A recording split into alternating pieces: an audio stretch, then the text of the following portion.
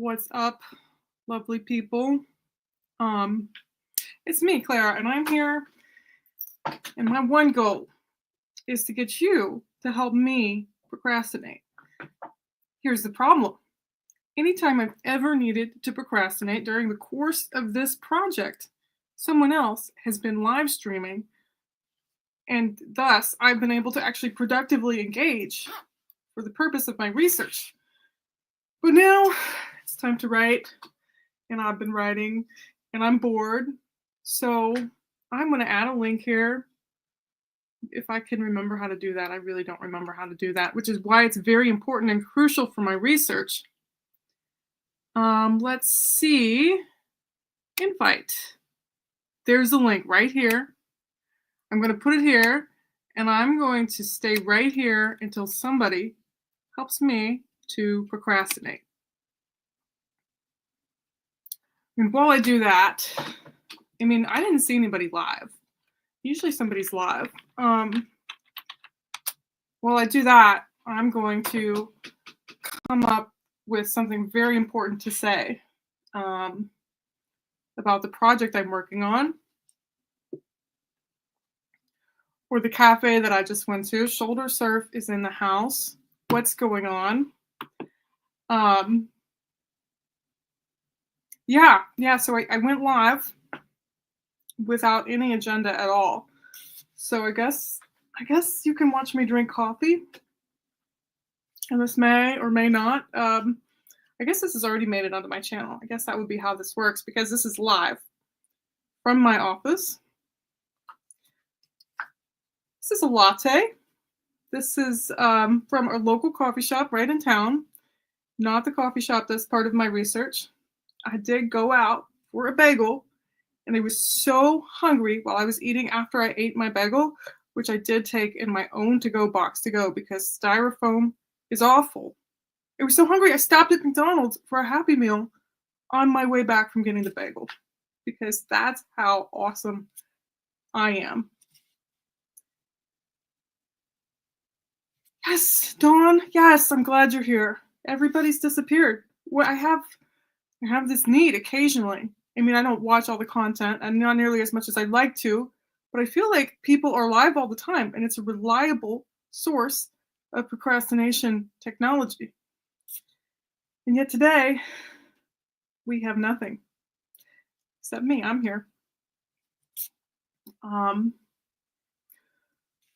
So I've been studying you all for a while now.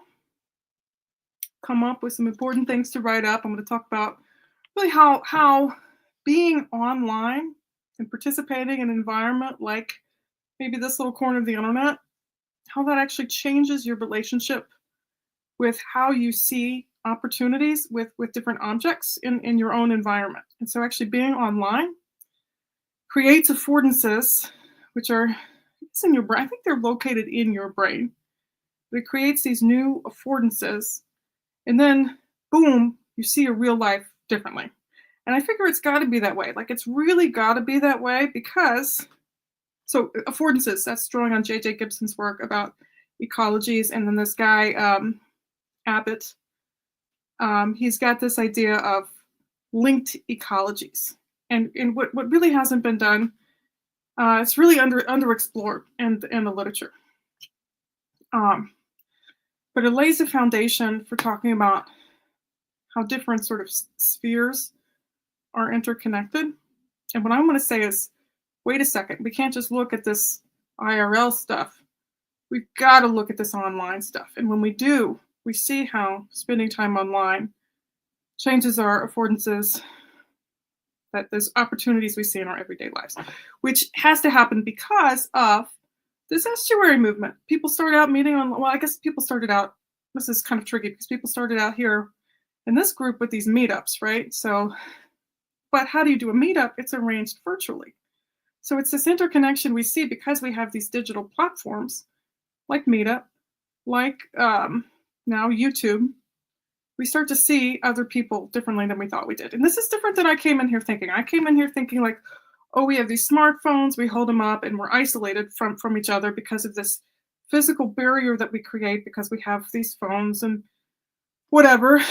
But the truth is, of course, and we see this in some of the stuff on polarization. I'm just ranting. I hope that's okay. Um, but the truth is that it's bigger than that. It's ideological, right? It's about how we have this, especially in the United States. I'm really thinking primarily about the United States, but I know this is happening globally.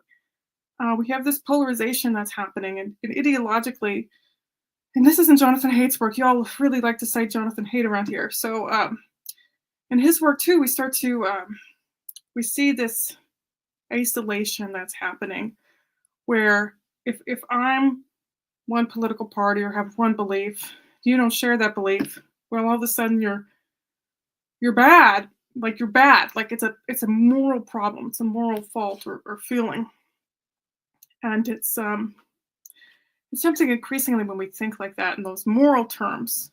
And morality is related specifically to emotions. So this is really key. This is going to tie some of our psych stuff, our emotion stuff, with our moral stuff, right? Because it's one of the foundational parts of IR theory, and you might have heard of Irving Goffman, his work. This key is that our emotions and our emotional responses to things are really connected to this morality. So when we're talking about religion too, we got to remember, well, religion, morality, right? That's one thing, what we're supposed to believe and whatever. Our tradition says, I don't know if I'm explaining this well. Then we have this actual sort of gut visceral reaction, characterizes, all of us, or whatever. I don't know if any of this makes sense. The point is, we're becoming divided in part, and you see this with the elephant and the rider. Just to circle back to our boy Jonathan Haidt, this isolation. And so when we're talking about introducing technology to this, all of a sudden we have our emotions and whatever built up in the technology. And we've explored that part of the story. We know that, right? We become more polarized. We get in these camps, and then online, all of a sudden, we only have opportunities really to talk to people who are like us. And we have these physical barriers too. We have the phone, we have the isolation, everybody's in their own little corner. But we've had this built up fear, this emotional barrier, this disgust with people who aren't quite like us. But then enter this little corner of the internet and other online platforms, but we'll focus on this little corner. We say, what is it that gets people to listen to each other? That's a mechanism we're going to talk about whenever I get around to actually writing this. So let's hope this is coherent enough to we'll write this into an essay at some point, which I've already done, of course. My dissertation, half written at this point.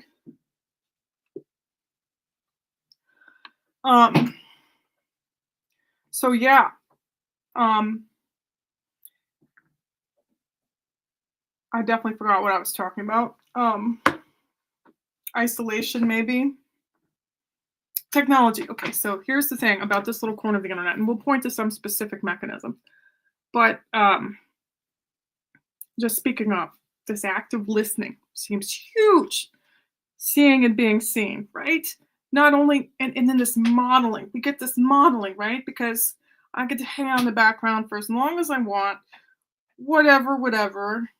Engaging, maybe I comment, maybe I don't. Maybe I have the privilege of being invisible in a way that we can't really in our everyday lives anymore. I mean, I'm a sociologist, right? So I do listen, and I hear all sorts of shit when I'm just sitting in a coffee shop or whatever.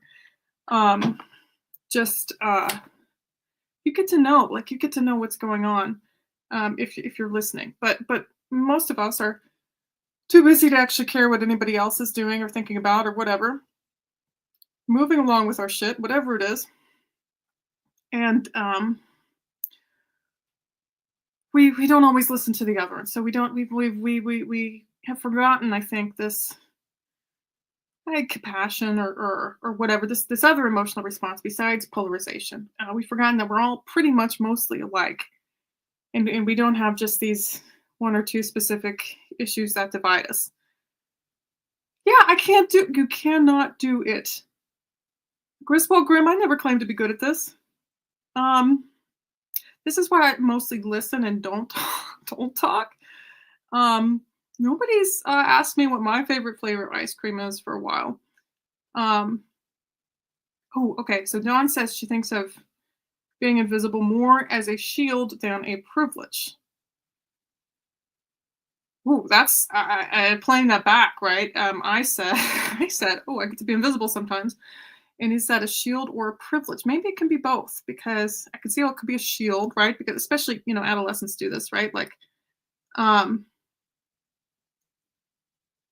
you're allowed to not do this. What does that mean, Griswold Grimm? Allowed to not do what? I already started ranting. I mean, that's one of the important things about being online, though, is you can just stop at any point in time. Which is actually really key to the functioning of this little corner of the internet, which I've got a whole section about, which is also something about invisibility, right? Like that circles back to what Don was saying, because it's like, well, it's this, it is this kind of shield that you can put up, this distance you can put up to just, yeah, Griswold Grimm, unlike some people, I get to the point with my procrastination, with my title. I circle back. It might be obvious to y'all, but I really feel like, and this is another thing in the corner, I got that ADHD. You know it. I know it. We all know it. It's very clear right in this conversation. And when we talk about that too, is that a shield? And I say that because that's one way that people think about neurodivergence too. That we acknowledge it now in this, yeah. I'm thinking I could potentially delete this video right? That's one of the things that really keeps you going online, is that surely you get to a point where you said enough ridiculous stuff that you can just delete it. In other news, yes, thank you for appreciating my glasses. In other news, I have recently started a Substack as another means of procrastination.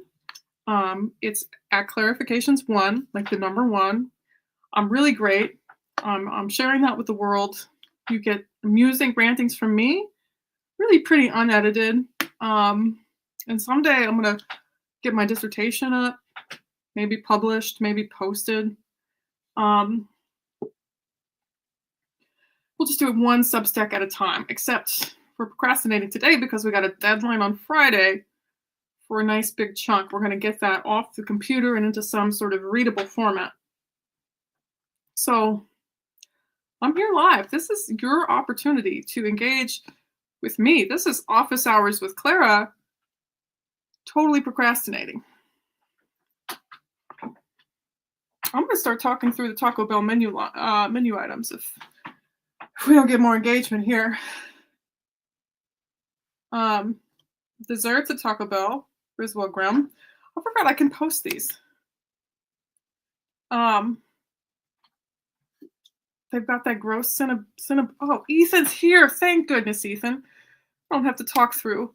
Come on, Grimm. Get in here, Grimm. Come on. Let's have some fun, Griswold. Not too much fun. How are you, Clara? I'm okay. How are you? Good. I was just reading your Substack. Oh, well, that's nice. I meant to subscribe to your Substack, and I'm not sure if I ever actually did. Don't waste your time. No, you have this really great.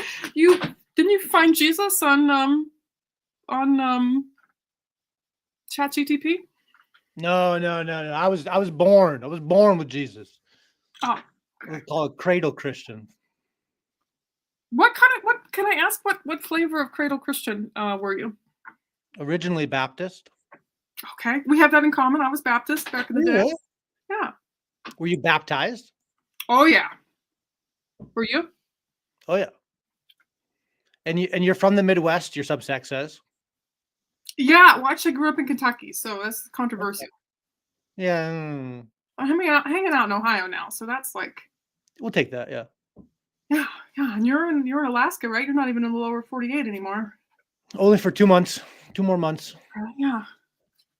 Yeah, I've got a family member who's got kind of a similar situation as you, where their person travels with healthcare, and they're finding different like jobs and stuff along the route. I don't know if that's how you see yourself or. Oh no, I've just been unemployed. Okay. Yeah, no, but you're a writer though, so always sort of have that calling. There's always a calling. I don't always answer it, but there's always a calling. And you're a sociologist, although I Yeah, guess today you are still sociologizing. they're gonna stop paying me soon, so. What happens when that happens? Well, I've got as much time as I need. Well, 2 years to finish this dissertation and find a job, 2 and years? uh, yeah, I have I had 5 years funded, got another year of funding, 6 years. That's where I'm at now. So I'm about to embark on my seventh year, and I can take eight or so years if I really need to. But we'll finish this up real soon. So I'll And, be looking and for a job. so does the funding end when the dissertation is finished and has been defended? Well, gee, wouldn't that be nice? No, the funding ends when it ends. So the funding ends.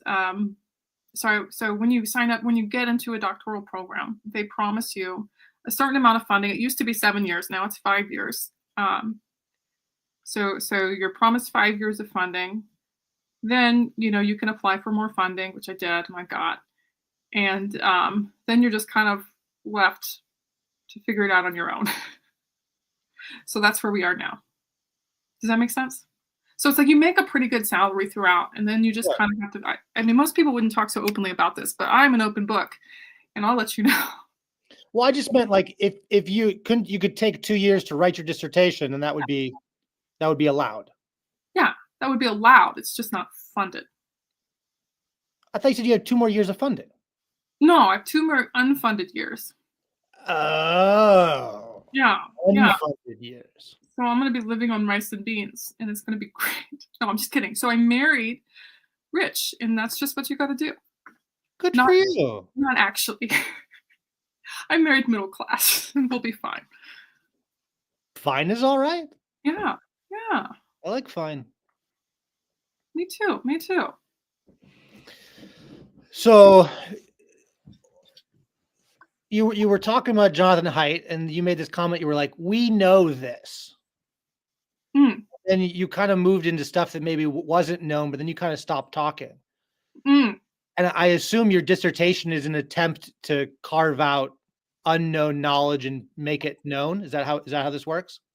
Ideally, I mean, ideally, yeah. I think there's a lot of stuff that's yeah, not really put the places where people haven't put the pieces together, and I feel like I'm putting the pieces together for us. I hope. Are you feeling confident? Well, I mean, that's the thing, right? Is that yeah, I feel very confident about certain things, and then I really feel like I just need to write the thing. You know how that goes. I do. Yeah, yeah. I mean, in part, yeah, yeah. What do you think is the most important thing you discovered? Yeah. Okay. Or the So most, or the most practical, maybe, or either. I think the most important piece of this project is actually really, and I mean this sincerely, is actually talking to people and really hearing exactly what's going on the ground, how this is actually influencing people in their day-to-day lives. So some of that's on screen. Plenty of people on NTLC do that, with each other, and so we can observe that and take that into account. And then these conversations that I've got to have too, in public and private. People give me this knowledge and this information that's just so real, because it's about what's actually happening in their lives.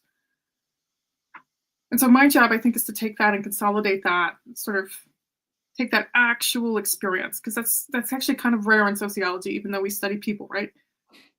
To take that actual experience and put that together with the theory and the data and all that, because all this theory, like bullshit, is kind of worthless if we don't actually have those actual accounts from people telling us, well, this is my experience. Wait, are you talking about sociology? Or are you talking about people encountering God? I was talking about sociology, but if does that do they, what do you mean? Well, it was funny because you were saying like all of this theory and this theology, if we don't have any like real life encounters, experiences, that's all bullshit. I mean, isn't And it kind of the same? I mean, I could go along with that argument. I mean, I'm looking for truth, right? Yeah. And maybe if there's a ring of truth to something, maybe I mean, I feel like you're sort of hinting at this. Like maybe there's something divine there. Maybe there's something transcendent.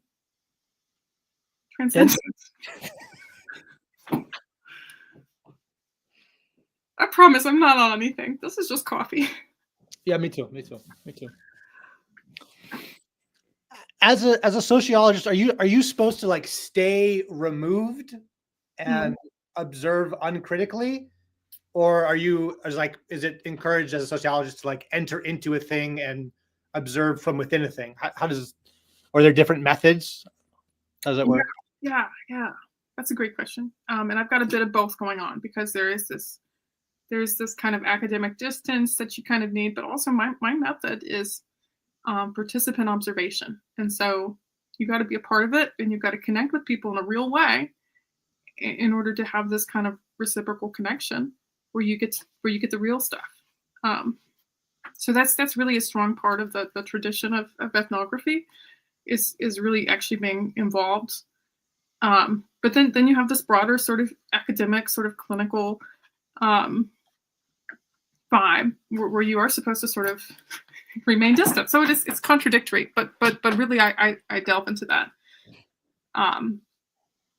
I've just decided as part of my academic style, and part of, I feel like it's important to be real. Yeah. What does ethnography come out of? Like, what does that word mean? What's the story with ethnography? Yeah, ethnography. And ethnography is an account, and so it's coming from a lot of anthropologists. So sociology is kind of derived from anthropology. It's a relatively new discipline.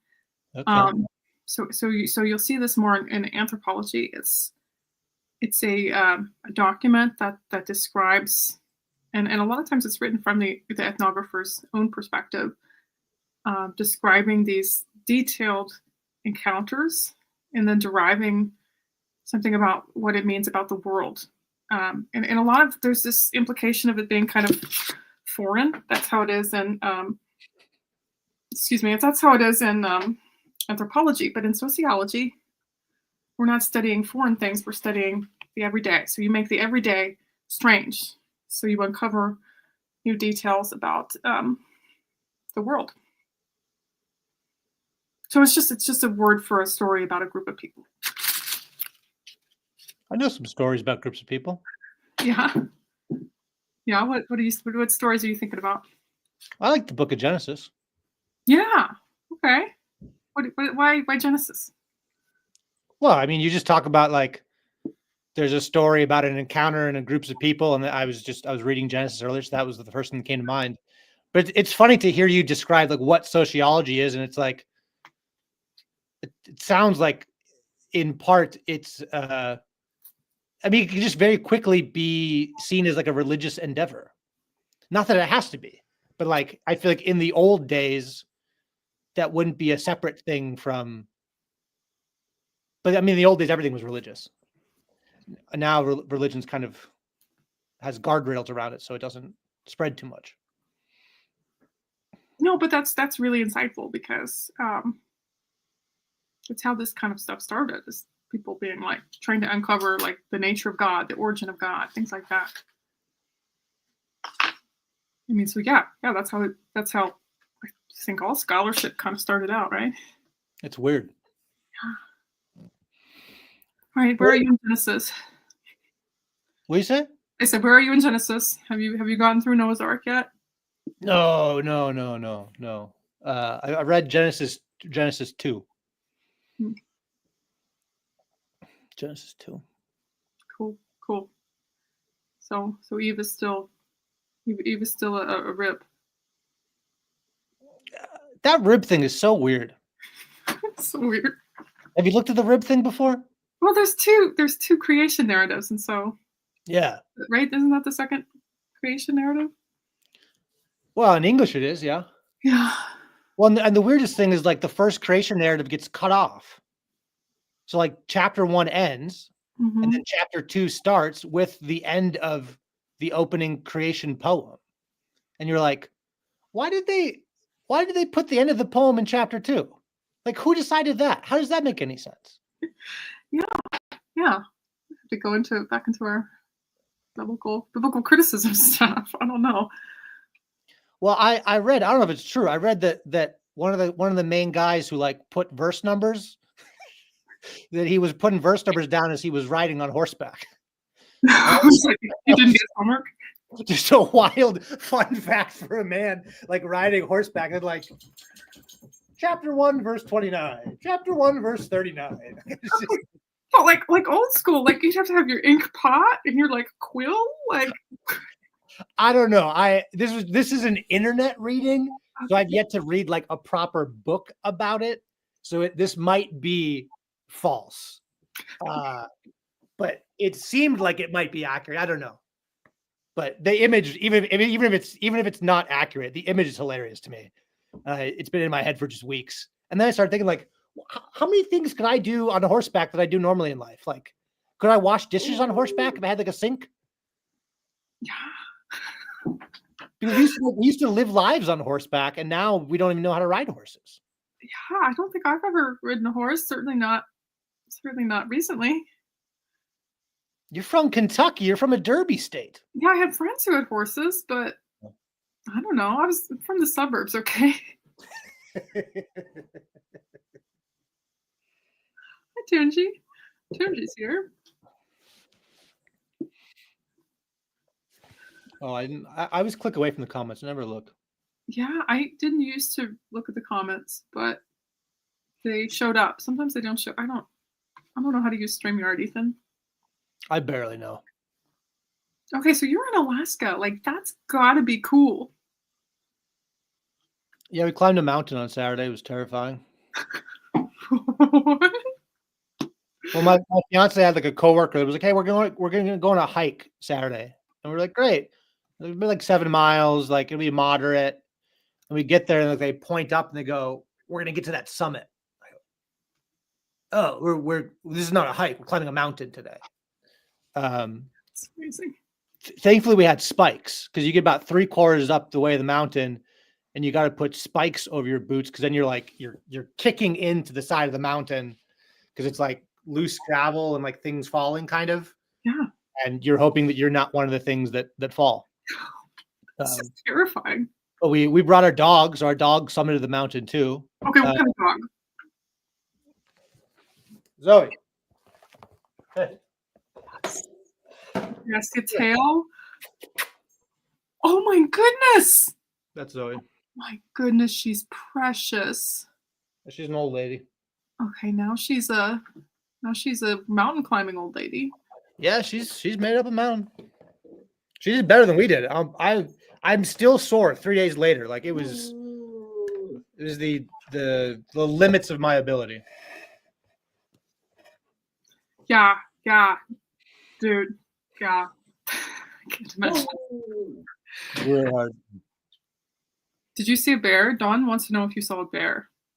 No, we haven't seen a bear, but we've seen a couple of moose just walking around.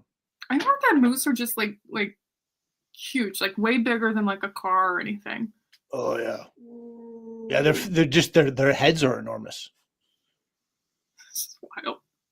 Yeah, we went on like a run, me, my fiance, and Zoe last Thursday morning, and Jane and Zoe were ahead of me because I run but I'm slow, and then they just start backpedaling really fast, and so I was like, okay, I gotta get adrenaline. Like, is there danger? So I'm like running forward, and then it's like, oh, there's just like a giant moose eating a branch right off the trail. So we like stared at that, and then we're like, all right, time to get out of here. Because like if they're eating, they don't bother you. But I mean, most of the moose death statistics are from cars hitting mooses. Yeah. So there's not as many like moose trampling as people claim.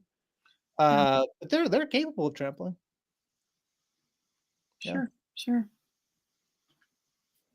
I had a friend who moved to Alaska for a bit and just totally outfitted their truck with like this like total giant like bars and stuff to I guess somehow prevent moose attacks or moose, because I guess if it's really dark, you can't really see a moose. They're dark. Yeah, they just come walking across the highway and then boom. And they usually win. So what kind of daily temperatures are you working with right now? It's like 50. It's been nice. So comfortable. Yeah, it's been nice. So the mountains are starting to melt, so hiking's getting easier. Because hiking in the snow is like, we wanted to go hike this glacier, but someone was like, if you've never hiked it, I probably wouldn't hike it. Well, it's snowy. We were like, okay, we have spikes. And we're like, well, like there's a lot of crevasses. And if you fall down one of those, like you might not come back from it. And you go, oh, you're casually telling me that if I go hike this glacier, I might step into a hole and die. Like, yeah, it's Alaska's just dangerous. Like everything in Alaska is incredibly dangerous and reminds you that the comfortable civilization that we think is normal, there are places beyond that, and that I don't know. I'm feeling like it's changing me to go into those places and like see the edge of civilization, sort of. Yeah. So how does that? What do you mean it's changing you? You're sociologizing me right now. Yeah, I am. Yeah, I just put on my. You leaned forward. Your voice changed. I gotta let my dog out. You have to rant for a while. Well, shit! I just got called out on sociologizing Ethan, and I don't want people to think that I just sociologized them, but he was 100% right. I was 100% sociologizing him. So I would like to hereby apologize to the internet for any kind of reductivism that might be implied by my sociologizing of everyone at all times. So there, I ranted. Now answer my question. What was the question? I forgot.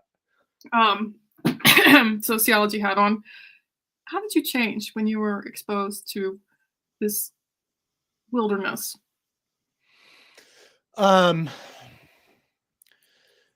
When I drove from Seattle to Anchorage, day one was pretty normal. Sure. And then things started getting weird days 2 through 5. Yeah. Because like I went into, I was about to do it. I've done this a few times. I can't stop doing it.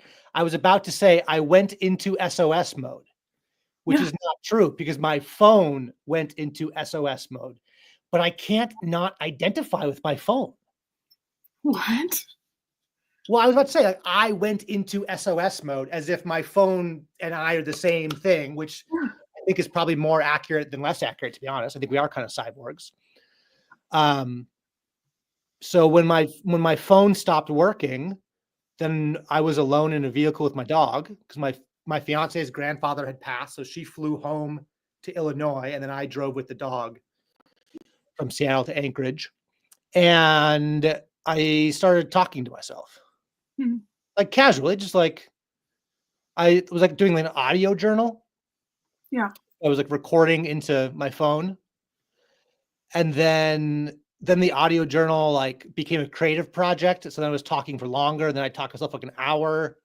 Sure. And then I like started like going like, oh my gosh, I have like an imagination. I can like explore my imagination. Oh my gosh, I haven't been bored in years. And then I just had days of boredom paired with danger and like majesty and awe of the mountains and the landscape. And boredom plus danger plus majestic awe is like a really good, I think it's really good fuel for imagination. Yeah. My guess. Yeah. And what was strange was like, there was one day where I went like, what's the difference between confidence and arrogance? And I was like, I have no idea. So I just like talked about that for an hour. And like the end of that, I went, that was like a pretty good answer I came up with.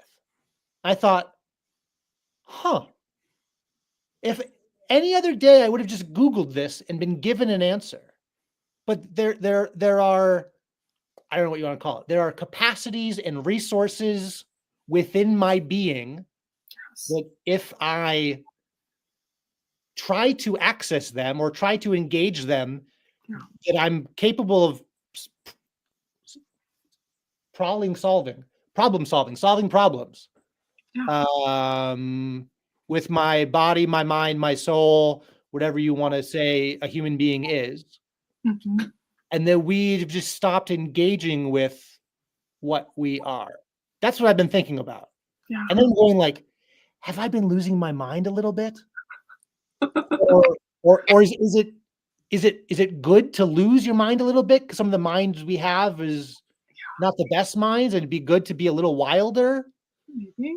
But I don't know the answer to that. So I'm like hesitant because I'm like, but I'm also like, this is interesting. Yeah. This is what really scares me about like for example, ChatGTP, because it's like if we start to rely on these, things instead of like pushing ourselves, like, because like when you go and get a liberal arts degree, the whole thing is just sort of bullshitting stuff about like what's the difference between confidence and arrogance, and like that's basically college. At least if you're getting a liberal arts degree. Don't tell anyone I said that. But if we lose that capacity to do that, like we're screwed. We never get that sort of victory of I came up with something really great, Okay, so now we're in it because you said if we lose it. I think we've already lost it. Say more. Well, like, okay, I'm like a self-professed writer, right? I identify as being a writer. And I also will admit to Googling things all of the time. Mm-hmm. And a large portion of how I write is like using Google to brainstorm. And like, I don't think using Google is all that different from using any of the LLMs. Sure. I'm still going to the internet as my brainstorm partner. And then I just recently, like a month ago, experienced what it's like to like go out into solitude in the wilderness and to brainstorm actually alone. And that was a different thing than using Google. So like, I think we're already there. I mean, like what grad school student isn't using Google to, I mean, maybe you didn't use Google pre LLMs. I don't know. But I think I'm like on team. We're already cyborgs. We just haven't admitted it yet. Yeah. This AI thing is we're afraid of the AI thing, even though we're already neck deep in it. We're just pretending like we're not. I think that's my claim. Yeah, I guess. Okay. So the fear kind of hit me a couple years ago, and I got the flip phone, right? And You went backwards? I went backwards. And we still have, we still have a smartphone. The family. My husband hates it. I call it the family smartphone because we both kind of use it, and we try to keep it in a drawer most of the time. But if we need it, we need it because we live in 2020. We live in this world that demands this of us, right? Mm-hmm. So yeah, I think I have a very like distorted perspective just because I was like, I was like, I can't check my email all the time. Like I felt like I was like addicted. You know what I mean? Like I was like, I'm scrolling even when I don't want to be scrolling. Like I don't leave my house without my phone. Like I feel like I had to get rid of it. Like I went on black and white mode for like a while, and then I was like, this isn't enough, right? Like black and white mode sucks. Yeah, but yeah, it does. It really does suck, and it was a good first step. But I don't know the point I was making. Oh yeah, we are cyborgs. Yeah, no, you have to like. You're really weird if you don't have a smartphone. It turns out, you don't choose AI; it chooses you. Yes, the first results are yeah. I still yeah. So I only use the internet 10 or 12 hours a day, not 24 hours. Like I mean, like it's not like it's not that different, but it feels different. Oh my goodness, I really want to be friends with Ethan's puppy. Let the record show. So Risen is here. Hi, Risen. Wait. I don't know how to use the feature yet. And Dawn says, AI chooses you. It does. It does. It's a part of our lives, whether we I want it to be or not, as far as I can tell. And we do use it. But some of the stuff, Ethan, I'm going to make my point. Some of this stuff is a tool that I don't know. There's plenty of times, I don't know if you can tell, where there's a word that I need, but I don't remember it. And Google can sometimes tell me. Google can tell me. It's so nice to be able to, or there's a paper I need and I don't remember. You know what I mean? And a couple of words you can figure out who the author is right in Google. And so from like a cognitive aid part, sometimes it's helpful, I guess. I don't know. What are you thinking? Do you know what a chiasm is? No. A chiasm is a literary technique that a bunch of the biblical prophets use. Write it down. Let's see if I can get it right. So they say like the I don't know. It's like the book of Jeremiah has a chiastic structure. Oh yeah. I think that's accurate. And I think the way it works is like you start here and then go here and go here and then go here and you go up. So it's kind of like, I think it's like the Russian nesting dolls. Yeah. I think is what chiasm is like. I think that's the right metaphor. Okay. One of the things that happened to me when I was driving is like one time I was talking to myself, a logical step pyramid. Yeah. And I was like rambling. This is probably like a 2-hour recording. And I kept like taking a rabbit trail.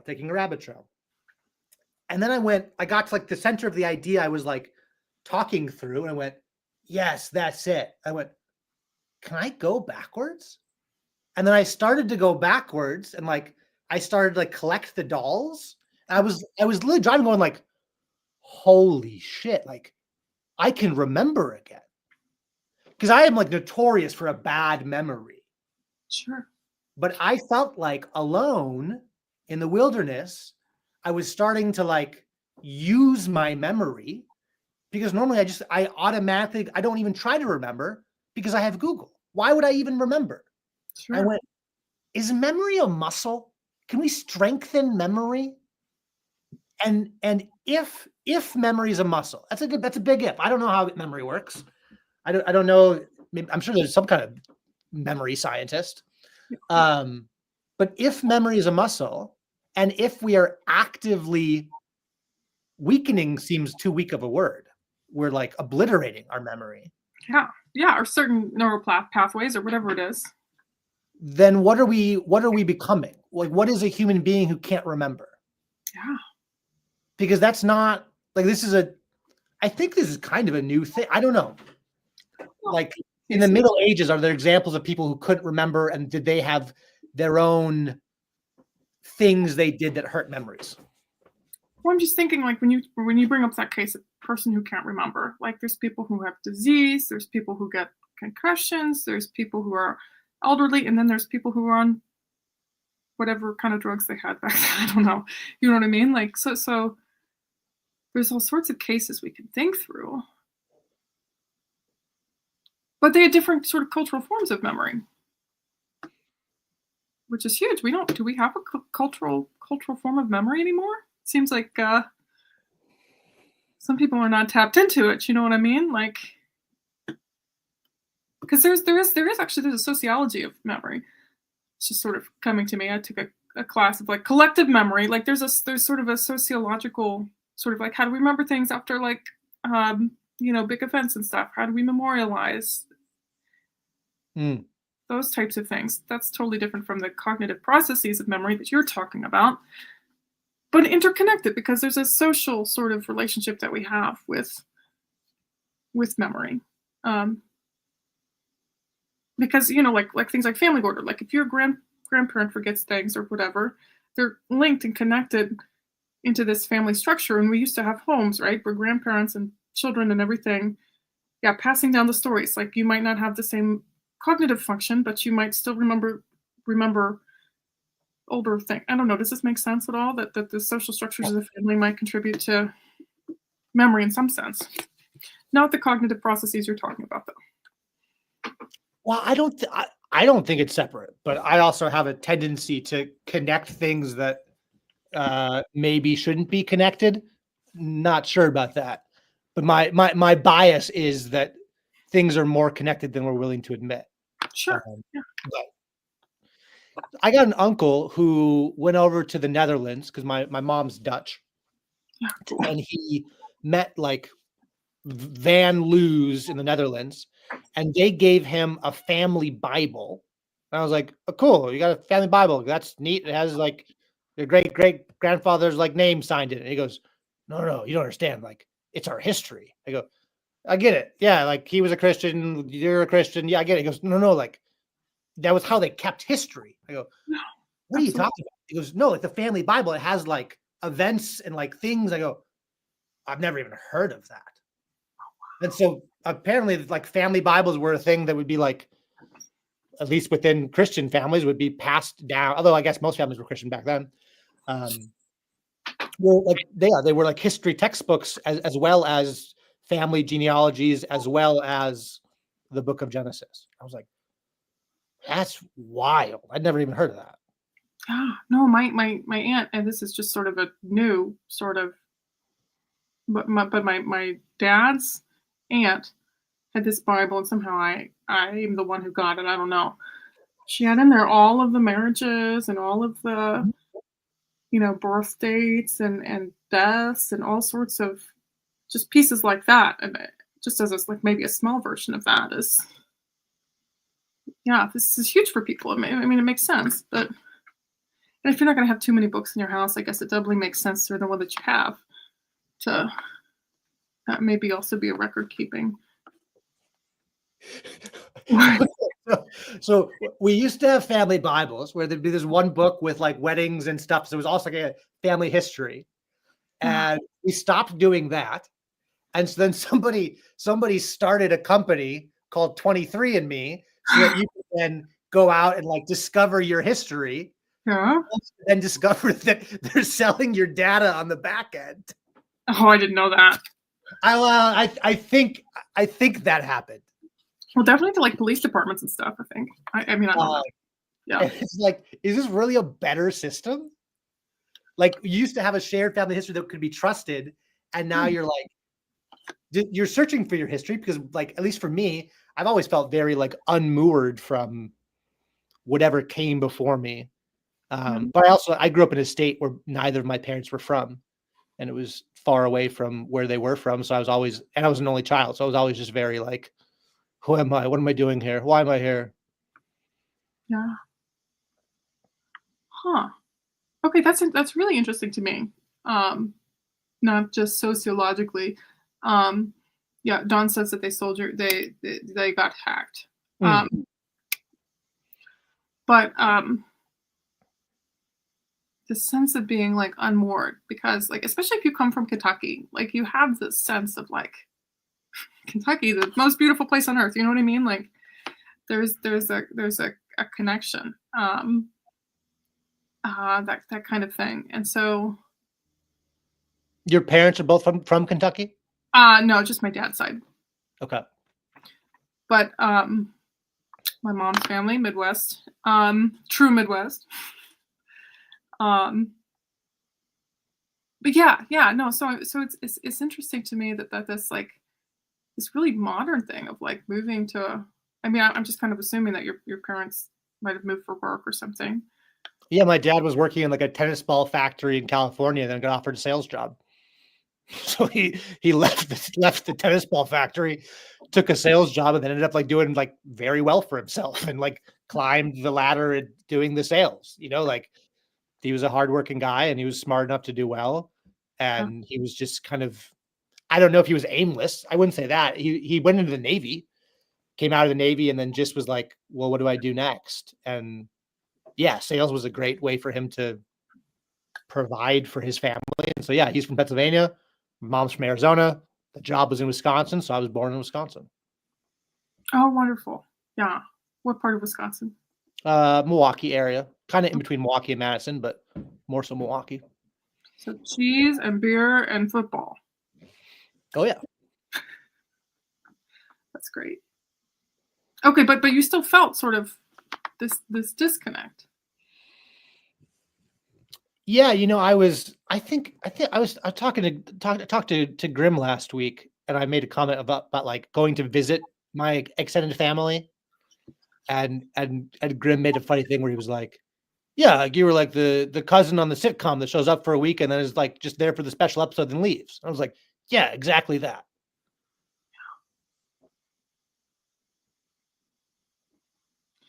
Do you feel connected now, or do you still have that sense of just displacement? Is that fair? Oh yeah, that's fair. Um, I feel more connected after like so I'm 33, and the last two family reunions, all of the cousins come forward and go like, "Yeah, we're all depressed." You go, "Oh, so like my depression in Wisconsin, you were experiencing your own kind of thing Oh, that is from separately for a different reason.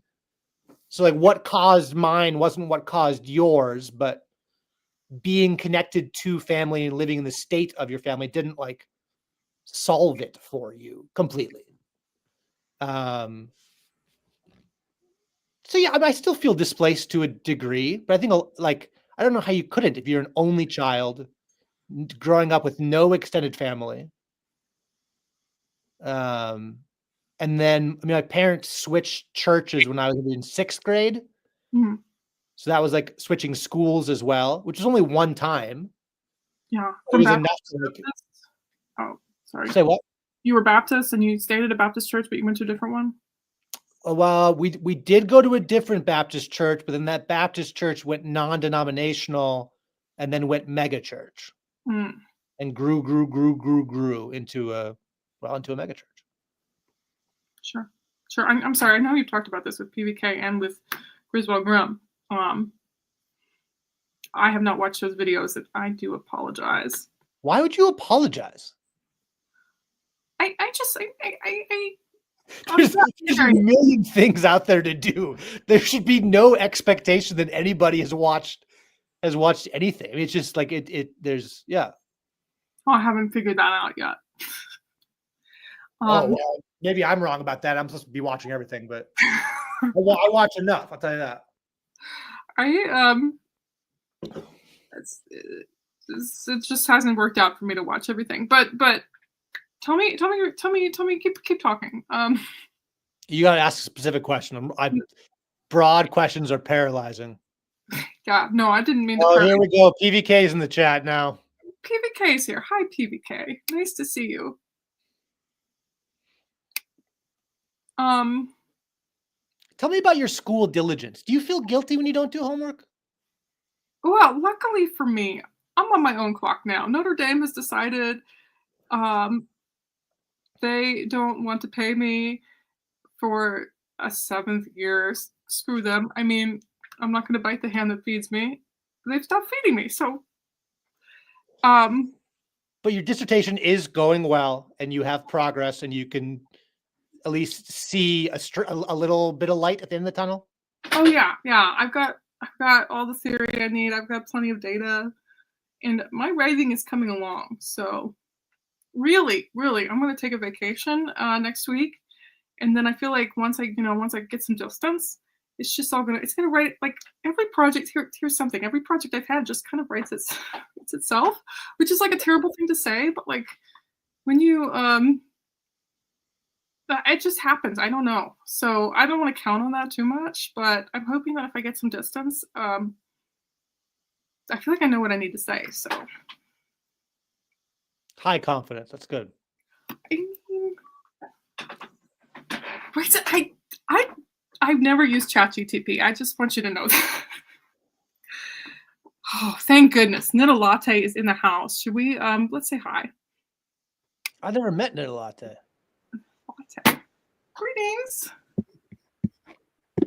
Okay, I just had to mute YouTube. Yes. Can you hear me? Yes, yes, it's good to see you. Hi. It's been a while.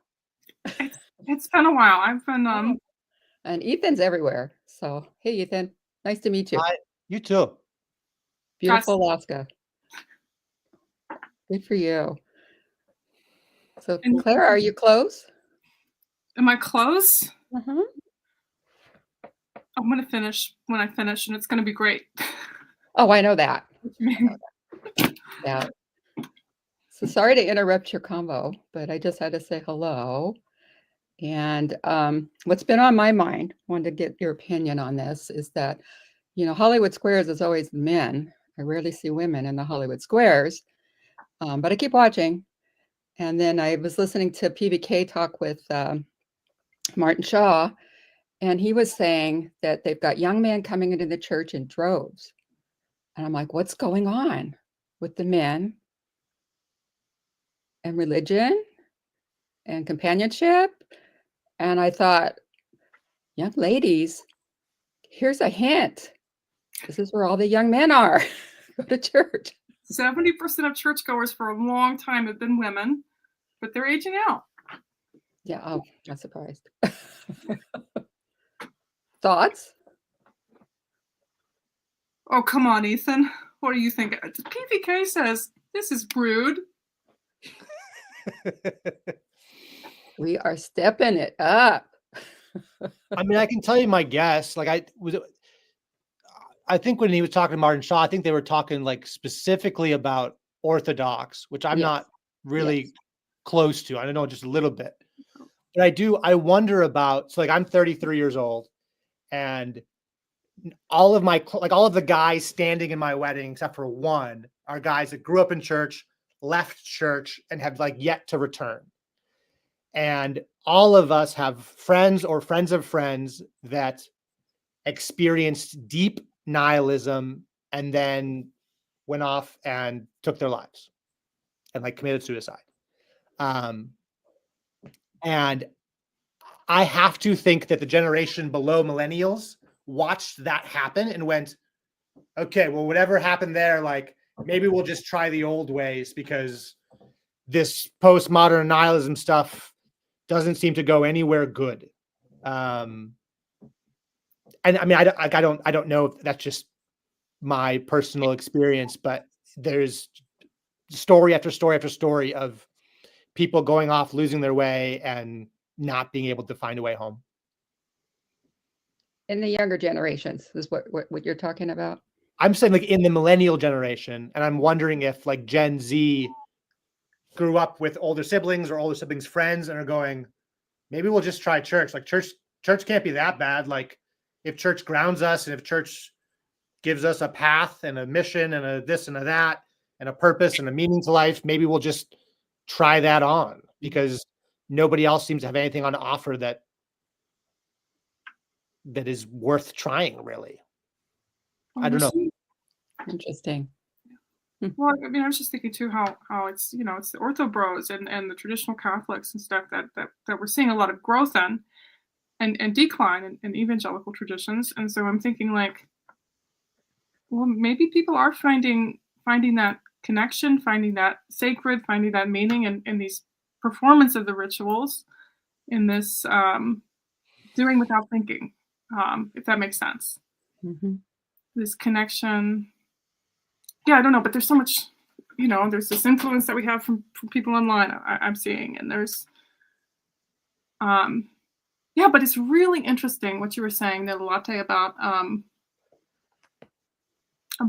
men showing up on screen too, and Mm-hmm. women not showing up on screen. Yeah, I find it very uncomfortable personally. And I just don't know if they're the female sex, if I feel I need a little bit of a shield. And so staying as a lurker on the fringe just feels safer, and I think a lot of it, my age, this whole internet thing, we're still trying to learn it. I mean, I got an iPad for Mother's Day, and I spent one whole day just trying to find passwords so I could get into my apps, and I'm like, this is so frustrating. And then I had to do Zoom, and my laptop wouldn't work. So I thought, well, I have to go to the iPad for whatever reason. And I don't know where any of the things are. What do I push? What do I touch? How do I get the volume up? It's like these learning curves. Just it seems like it's just over and over and over. There's another learning curve. There's another learning curve, and it's all technology. You know, we didn't have that where we held these learning curves. We had a phone on the wall, got a busy signal. People were doing things, you know. So yeah, it's a trip. Yeah, I'm glad to see you on screen. I think somebody else was saying that too. Is this your first appearance? Yes, well, we had our private, Oh but yeah. yeah, this is the first time. But you know, you're procrastinating. I'm like, well, how much longer do you want to procrastinate there, girl? Well, I gotta get the same number of pages no matter what. So. Wow. Grad school. Well, Yeah, my son's just a year out for graduating, and then trying to figure out what to do, you know, after that. So that's the scary part once you get done. Yeah, he's a physics major up at OSU, Oregon State. Yeah. So yeah. So he's majoring in physics. So it's just hard to see right now some of the cuts that are happening in different fields. Yeah, they're terrified about losing their grants, you know. And he said it's for the younger students, it shouldn't be an issue, but you know, grad students, post grad, more than likely they're going to end up in corporate America somewhere. You know, academia is kind of shaky. Yeah. So yeah, we'll see. Well, we'll be thinking about him. Physics. Well, what about you? What are you going to do? Can you go on post grad? Your future there is coming quick. I think, you know, I'm sure a great number of teaching jobs right around me here in Dayton, Ohio. We got a lot of colleges and universities. So I'll hopefully teach a little bit while I finish up my dissertation, and then not that I have anything really firm on the back burner here, but I started a Substack, you know, a little backup just in case. Plug it. That's right. Clarifications 1. Find me on Substack. So well, it'll take me a little bit to find something, but I'm sure I'll find something. Tenure track R1. Somebody's just going to give me a call one day. I'm sure of it. Well, don't discount your hobbies, you know, as opportunities. Yeah, and I'm really lucky to be here in a place I love with my husband, and we planted some fruit trees this year, and it's like we're Nice. settled in just a nice home, and you know we just had to move for his job a year ago, so we're just doing the best we can. Well, you sound like a very busy lady. Yes, but I've got plenty of time to procrastinate. Lucky us. Get to hang out with Clara. What a privilege to get to hang out with y'all. And to call it work. I'm calling this work. Okay. Ethan, what do you think about that? I think that's a great strategy for endless procrastination. Yes. Go for it, girl. Thank you, Federici. Thank you. Oh, I'd like to make a public call. I think that Jacob should be now known as JFat. Isn't that a good like 90s rap name? JFat? Just have to see what Jacob says. Yeah. Well, I'm sure he'll jump in here. You might have a handle that we don't know about.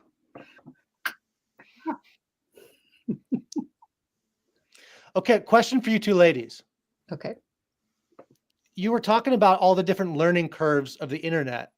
And I've heard, I don't know if it's accurate, but I've heard like the kind of phrase like men are interested in things, women are interested in like more relationships. And I was thinking about all those internet learning curves being like thing learning curves. And I wonder if the internet is just such like a thing of things that some of that is just less interesting to ladies, which is why they don't go through all of the stuff to come into live streams, because it feels like too many things before you finally get to a relational element. But I don't know. That's an interesting observation, because I just know that most of the ladies that I know are already so busy that it just seems like, never mind, let him do it. figure it out.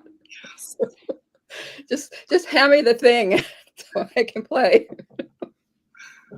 Well, my pet theory too, along with the this is just my theory, personal theory. Women are busy, like during these live streams and stuff. Women are busy with working in an office rather than from home, doing childcare, or working in another like more person-oriented field where they can't just sort of be on their phone or whatever. That the actual time that they have to participate in these live streams is so substantially less than men. Yeah, that's true. And then you know, picking the flotilla that you want to hang out in is part of it. And what time does it come on? Like I really like shoulder surf. And he comes on for me on the West Coast at 4 a.m. So I'm just waking up, and because you know, get to this age, you just wake up at the weirdest hours. You know, 4 a.m. I'm wide awake. Okay, here we go. And so he's 2 hours east, so it's 6 o'clock for him before he goes to work. And so we're listening to him talk to Robot Lady about C.S. Lewis's diary, and it's wonderful. It's a great way to wake up. I love it. Okay, but here's something on this note. When there's already 10 guys on screen, which is an exaggeration because I don't think 10 people fit, it's kind of like, I'm not going to be the one woman up there. Exactly. And then I find that when there is a couple women on Hollywood Squares, they're very quiet because I think men have a tendency to just jump in, or I just think we've learned to be polite, And so I love it when like McMullen say a name and say, okay, we haven't heard from you, da da da da. Jump in. And I'm like, that's so polite. I love that, because I'd be the one just hanging out, waiting till everybody got their turn. And I just think that it's kind of normal for me and probably Clara. Mm-hmm. Or as a sociologist, she probably always got that mic. I'm just trying to strategically be quiet in a lot of these things. You going to Chicago? I'm going to make a decision about Chicago in a couple weeks. Once there's all sorts of moving pieces for me. So I would love to go to Chicago. Are you going to Chicago? No, I'll wait till another West Coast before I. That's right. It's longer for you. Yeah, that's a long way. Yeah. Yeah, I wanted to go to Olympia. I would have loved to have gone, but it didn't work out. So I think that'll be 2027. They'll have another one on the West Coast. Yeah. 2026. Okay, it's 2025. Yeah, I think next year Nate might host another estuary. Okay, so Ethan, I was wondering, me and Nita Latte, we're talking about, it kind of feels hard to sort of jump in, especially when there's a lot of men and the conversation's moving and stuff like that. Are there times when you, as a guy or just whatever, are like, oh, I don't know if I want to participate in this conversation?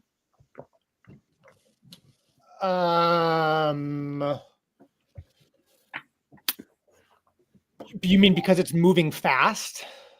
Well, that could be one reason, but I don't know if there was any reason. I'm fishing here. I'm sociology fishing. I'll be real. I mean, I'm a kind of a chameleon. So like if something's fast moving, I don't mind jumping in something fast. I don't mind sitting back and like listening.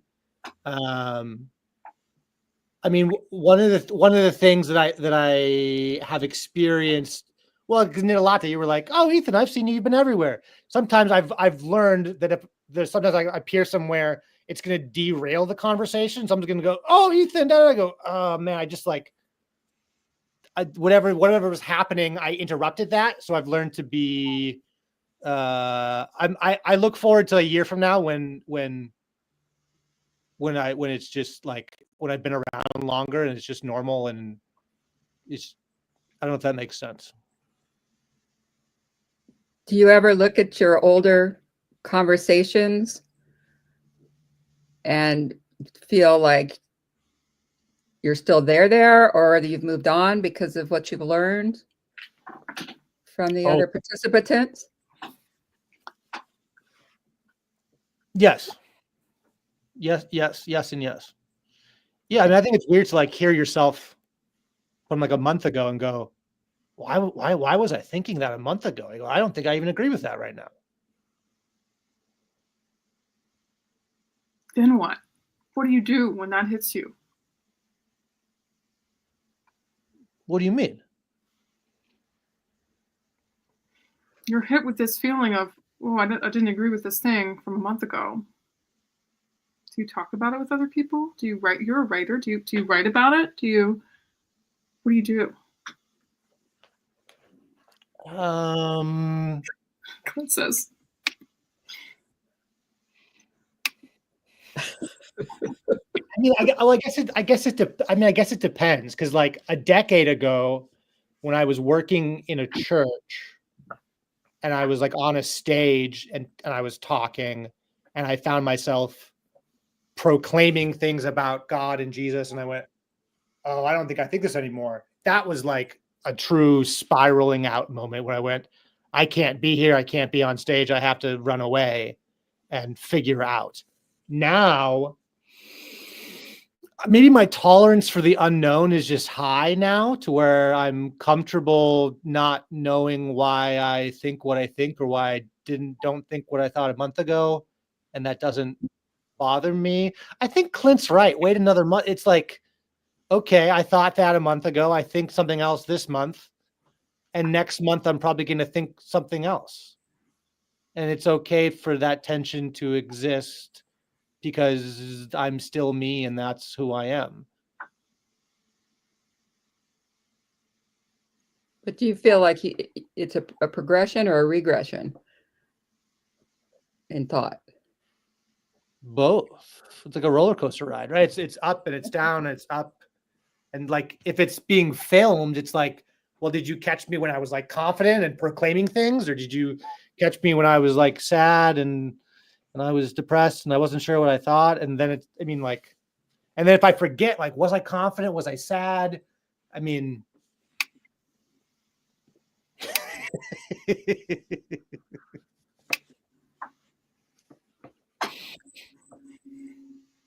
Interesting. yeah, I agree with that statement. Do you ever feel that way, Nit? Well, on Hollywood Squares, I haven't been here except today. I mean, I don't know. God have you. I'll let you know in a month. But I mean, do you have any way of capturing your thoughts? Do you journal or do you talk to a friend and your friend goes, you know, last time we talked, you said something different. And you go, did I really? Yeah, that's an interesting question. But you know, I'm a usually journal, you know, if I'm thinking things, and then trying to keep the ego out of it, you know, as far as what, you know, for me, like, why do I have the hat on? Should I wear this shirt? This is weird. You know, I don't think you would have those thoughts. Me? But what you had on while you were on Hollywood Squares? Oh yeah, I do. Absolutely, I do. Okay, that's cool. Everyone knows my thoughts. They've been shared widely when I left my fly trap up. Paul likes to troll me by playing a clip of me live streaming for the first time talking about my fly traps. That's all. Oh, I think I missed it. Yeah, I don't It's very embarrassing. Okay, Jacob. Hello. Nice to meet you. Very nice to meet you. You guys are talking about like the stuff that I've spent my life on for the past 5 years. Yay. This is so there are some gender differences, and I have thought about them, but I don't think they're as big as we imagine, because the number of people who are involved in this space, like we actually do kind of get a representative number of women from that participating in this, right? So one of my rules for my channel is I spend more time off stream, off YouTube, talking to people than I do on stream, because that's how you have to keep community going. You have to talk to people individually, and I try to talk to people in real life, right? We're having an estuary at my place still for some godforsaken reason tonight, Are right? you like women to show up to this? Trey's girlfriend came a few times, but that was it. I'm just struggling to understand. But women do show up to estuary more often than they show up even online. Women show up to estuary. Yes, they do. Yeah. Yes. And I think it has a lot more to do with actually what Ethan said regarding the gender differences in like being interested in sitting in front of a computer and talking, which most women aren't. They actually want to talk to somebody in real life, which is actually healthier, I think, right? But men, we generally, I think, have a lot more interest in just sitting in front of a computer. That's why I think more men play computer games. I know a lot of women who are gamers. Not me though. So look, anytime you're talking about half the human population, right? It's like, okay, which segment of that population are you talking about? that's so right, Jacob. That's so right. But I have to go back to co-education at the high school level, certainly. But I think co-education between the years of 12 and 18, like, it is so clear that it is an absolute disaster, particularly for girls, for women, that in Los Angeles, all the most expensive private shishi high schools are single sex. And you would think that would not be the case, but that's because the people who like they know what they're doing. So like they play the experiments on the public school kids. They don't play the experiments on their own kids. I mean, that's an interesting sort of thinking about, like, does studying with people of the different sexes. There's got to be a better way to phrase that. Do you ever feel like you were distracted by having like Ethan? Did you feel distracted having, or Ned? Did you feel distracted having men in your or guys in your classes? Because like there's interesting data about the sex of the teacher, which I think does matter, but I don't know. I don't know that I didn't know any different. So I don't know, where my husband went to private school, Catholic school. So he said it was a bummer. They only got to see the ladies at the dances, so it's bizarre. Social life a lot. Yeah. Oh yeah. Well, Neil's on here saying we look at outcomes and are girls more distracted by boys or boys? Well, we can think about like sexual distraction, sure, but which, I mean, because of the way that hormones hit at different ages, I mean, I've seen that argument. But like, there's more than just that. Like, are girls more anxious if they're in a room with their male pairs? Like, what's going on there? I was going to type out an answer to Neil. I think there's so many things going on there, including the war on boys. Like, the war on boys is separate from the co-ed dynamics, which one of the dynamics somebody pointed out, which is really, really good actually, was when you look at the grade curves, generally boys who get all A's get 90% on everything. Girls who get all A's do every extra credit part that's available, even if they are already way above an A. Because there's just a different way of looking at it, right? Like a boy generally has this idea of like, if I put in more work than what's required for an A, I'm kind of wasting effort. Whereas the girls don't seem to have that. And that's why a girl who gets straight A's might be taking the exact same classes, puts in so much more work than a boy does.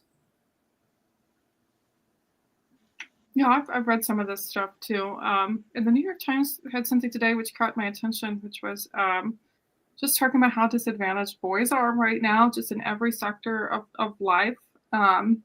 Boys and young men are just really, by every metric, struggling, which is something people have been talking about for quite some time. But yeah, there does seem to be a problem.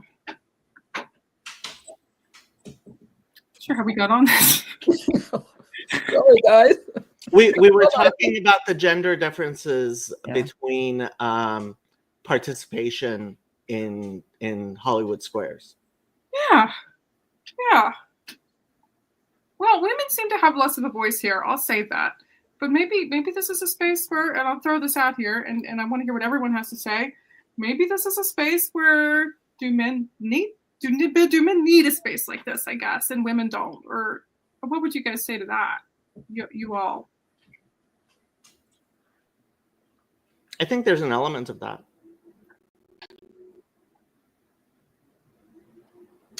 I don't know. I do know that I really enjoy viewing this space. I love the conversations. They're very intelligent. They're topics that are of my interest. But for me to find somebody out there that I could have that one-on-one with, it's been kind of difficult. So I've been very grateful for this community. You know, even though I don't participate that much, I feel like I've gotten a lot out of it, and I appreciate all you guys having these chats. Me too. I didn't mean to be like. It feels. Can I say? I want to hear from Ethan. Ethan hasn't talked in a long time. I'm saving my comment till I hear from Ethan. I think men definitely need this kind of space.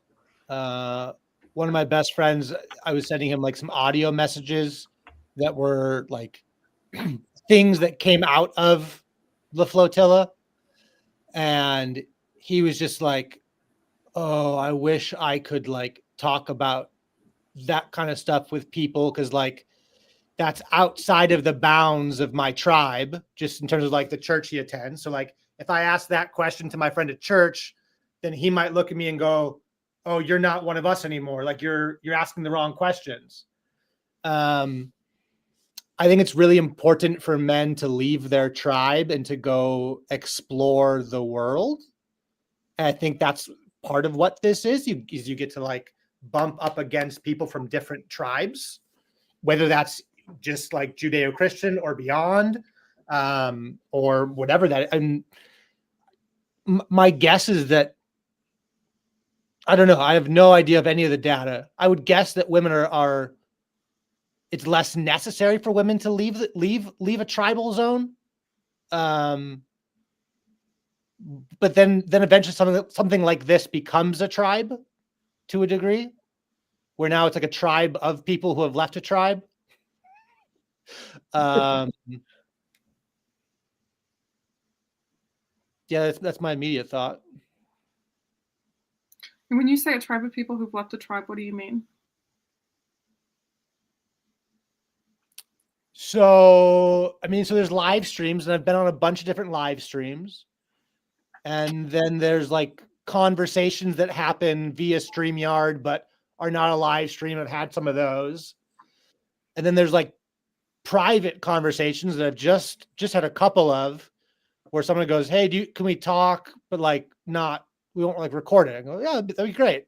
And those are like really cool because you get to like know somebody and there's no observer. Sorry.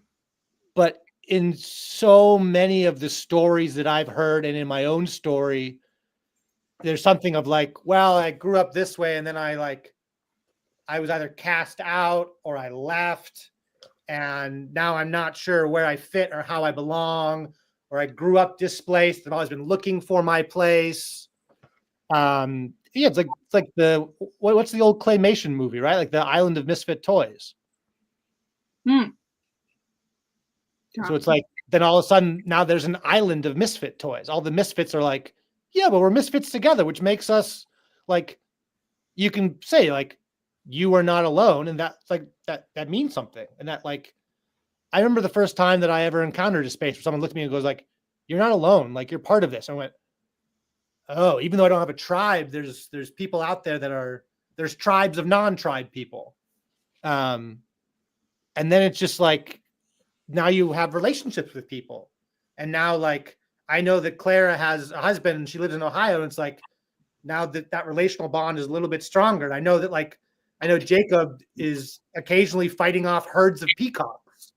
And I really like that image of Jacob driving through Los Angeles trying to go visit a friend and having the grab his car and like shout at peacocks. It's like I want to see pictures of that. yeah, me too. I actually did try to take a picture of that. But first, for a commercial break, there's 10 people apparently watching this and only 68 subscribers and only 3 likes. So all of you people who have not liked and subscribed are horrible, horrible people. Also, subscribe to my Substack, Clarifications 1. Okay. Just kidding. Okay. We can do that. I I was one of your first subscribers. We can talk about the peacocks if you want to. It's one of my favorite. It's one of my favorite cocktail conversation type things. Okay, but you got to pause on that until I say my question is. Somebody didn't mute. That wasn't my question. My question is it more possible to join the tribe of Misfit Toys, if it's people who are of the same sex?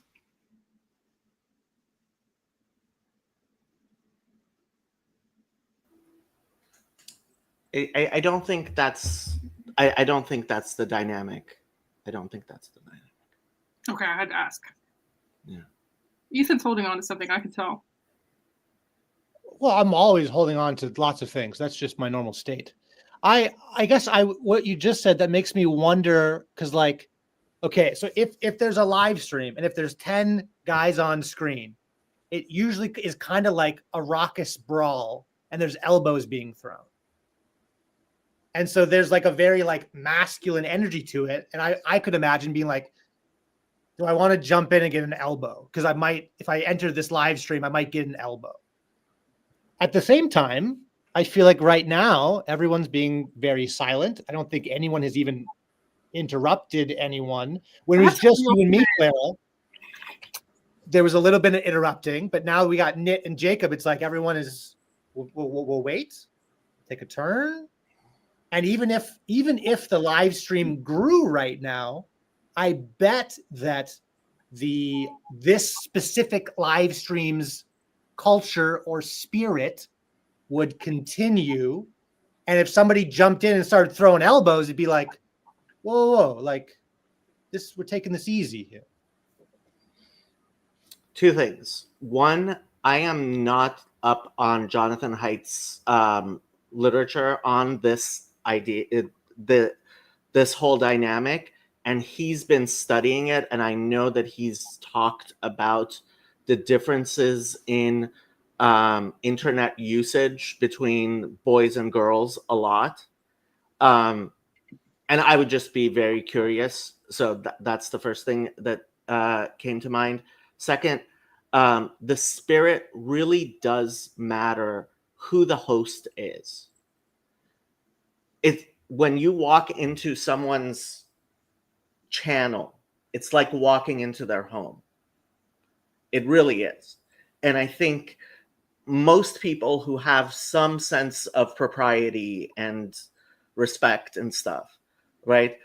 When you click that StreamYard link, it's not the same when I am here on Clara's channel as when Clara comes onto my channel.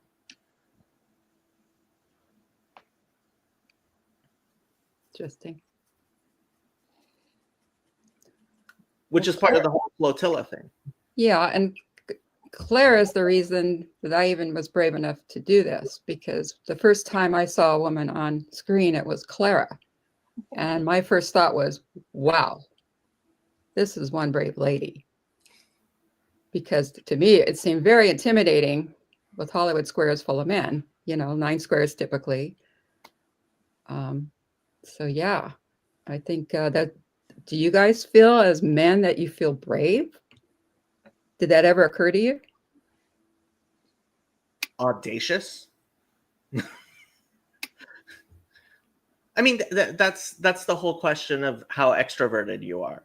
Like, I go to networking events with other salespeople, and they will say, "Wow, you're brave," because I'll go around the entire room and introduce myself, right? And there are definitely, I would say, actually in sales, oftentimes it's the women who are more like that.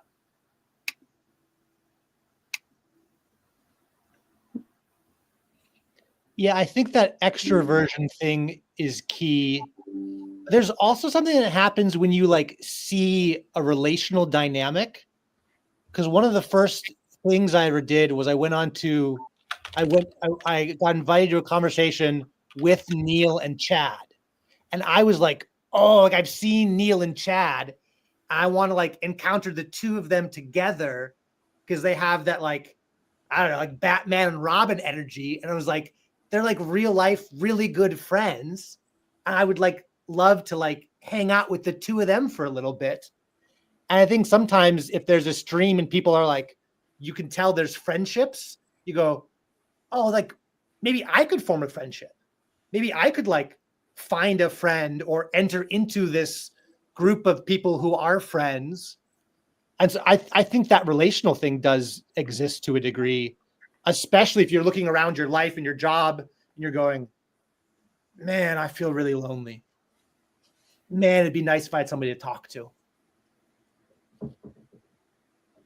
I keep on bringing this up, but because it's not visible, and so people misunderstand it. They think that you can participate with this community simply by clicking the StreamYard link and coming on and talking, and that's the entirety of the conversation. And we would never have conversations like we do if we don't do what I sometimes refer to as the plumbing, right? Beyond the streams. Like the actual meeting with people, talking to people, caring about people individually.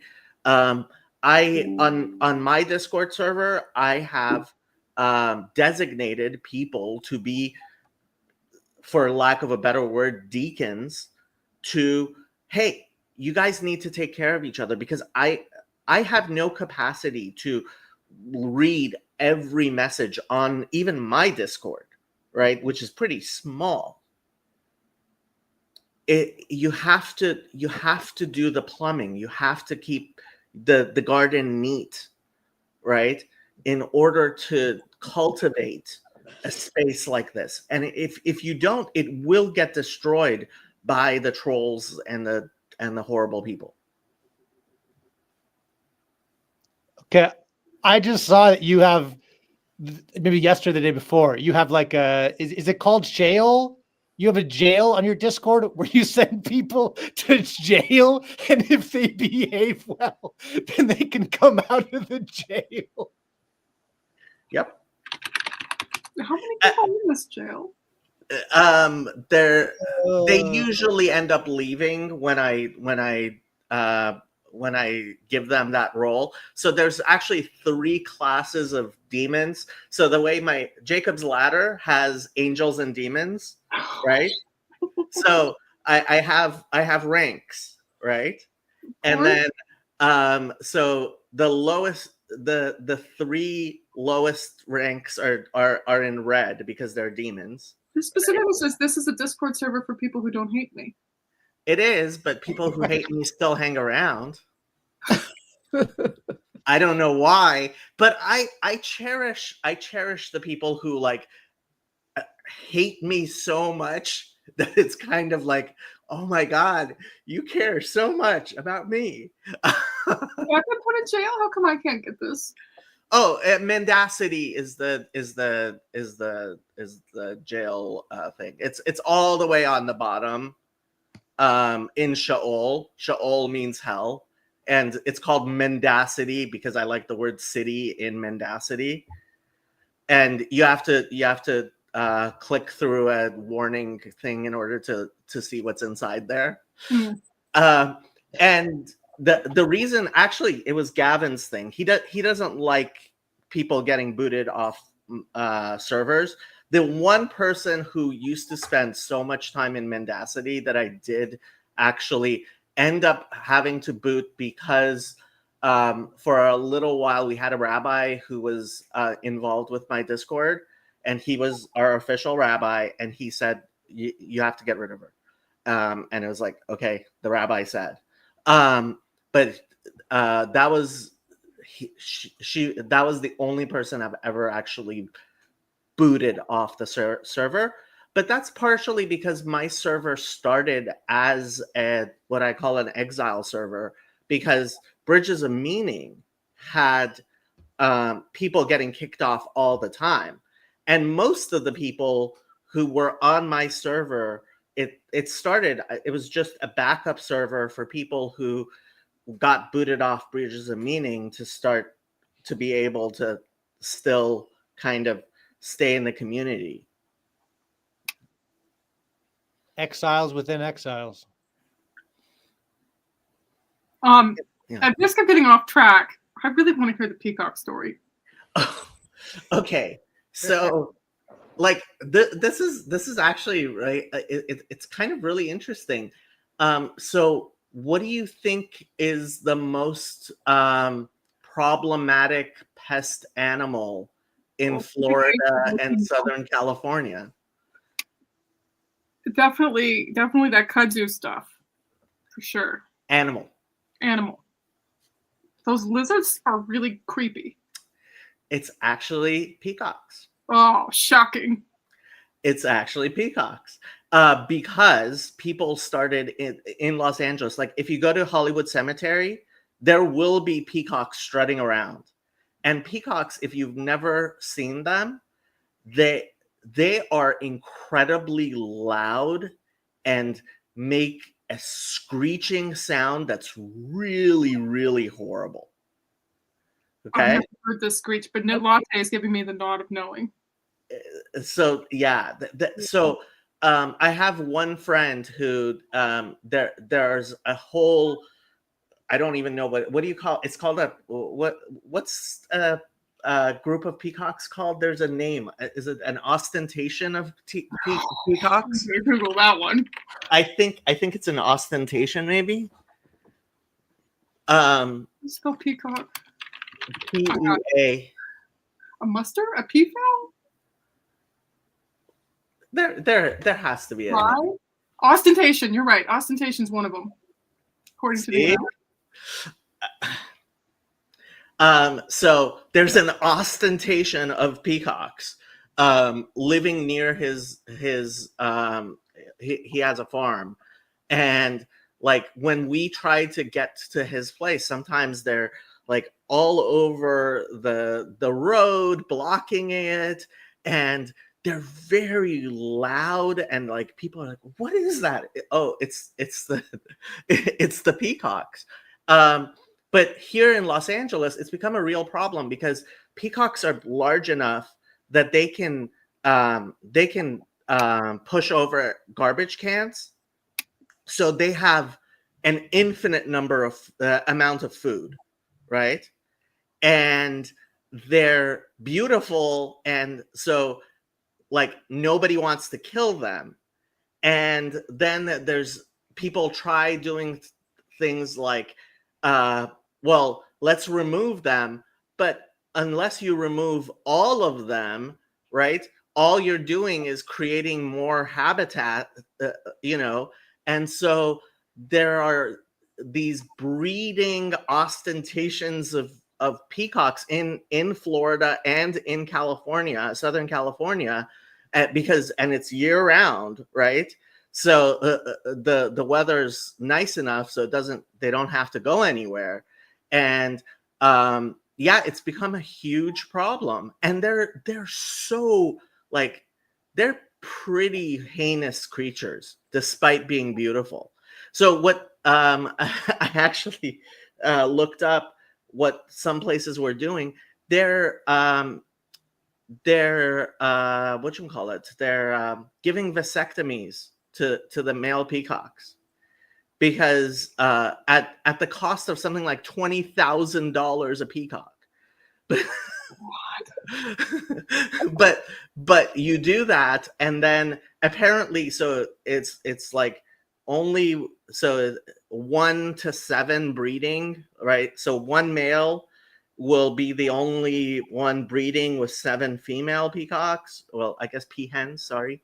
And so that way you keep them from breeding too much, but at the same time, apparently what happens is like people think it's a good idea to have a peacock, and like they end up escaping, or people realize, oh, these are really horrible animals to try to keep. So yeah. Spay and neuter your pets. Well, we had peacocks in our neighborhood when the kids were little, and we were happy when they moved out. The neighbors moved, they had pet peacocks, and we take our daughter up to visit them. And my uncle came over one day, and he's all, "You know what they're saying, don't you?" And I said, "No." I said, "Fuck off! Fuck off!" that's very Ooh. cool. Yeah. Yeah. Very loudly. Yeah, they're very loud, and it's very shrill. Yeah, it's like a horrible sound. And then you get like you get an ostentation of 30 peacocks, like, and they're all making these mating sounds. It's horrible. Really you get haven't busy. run over any, right? I've never run over one. I do remember one time my friend, his ranch is we often go for 4th of July because there's a fireworks display near his you can watch from where he is. And one of our friends showed up late, and he said, yeah, for the last half hour I was just stuck on the road with trying to get the peacocks to move. And he's like, and his kids were in the car, so he would have done what I would have done, which is just start driving, and if the peacock's too stupid not to move, right? But his kids were in the car, and they started screaming when he did that. So they spent like half an hour trying to get through the road. Yeah.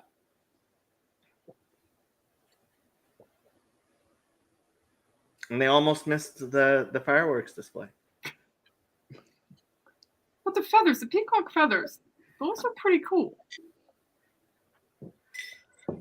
Well, only the males have the. Yeah, the females don't. Yeah. Well, and there's 7 times as many females, you said. 6 times. Apparently, yeah, something like. Well, that doesn't make sense. I mean, I would think the gender. I think it's 50-50, but only the alpha peacock gets to mate type thing. Shadow wants to say hi. Shadow.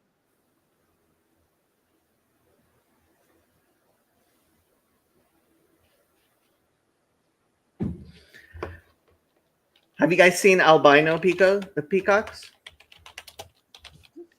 No.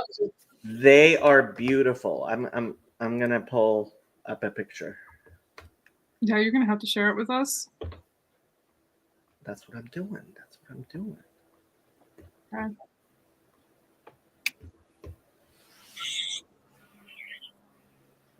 Do they glow in the dark? I really want them to glow in the dark. I don't think they glow in the dark. That's beautiful. Yeah, isn't it? But what do they symbolize? Oh, I don't know. They can be half or partially white.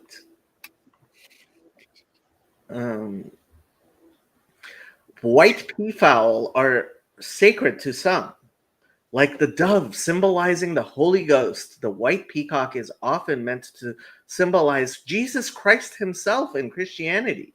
Yeah, didn't you know? No. In Buddhism, this bird symbolizes nirvana. In Hinduism, the most widespread religion in India, where it hails from, they are believed to bring good luck and prosperity. Secularly, white has long symbolized cleanliness and purity. So a white peacock is associated with purity of mind and spirit. There you go. Wow, I never expected to have so many peacock facts. The internet is full of many new and wonderful things.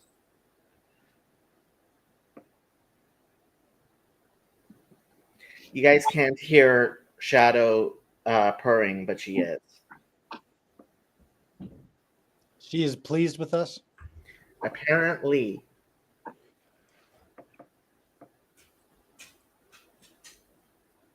I used to have a Happy Cam for my dog, but when I got Shadow, so Happy used to sleep in her bed, but when I got Shadow, Happy started following her around, and so wherever Shadow would be, so like my Happy Cam became kind of not an actual thing anymore.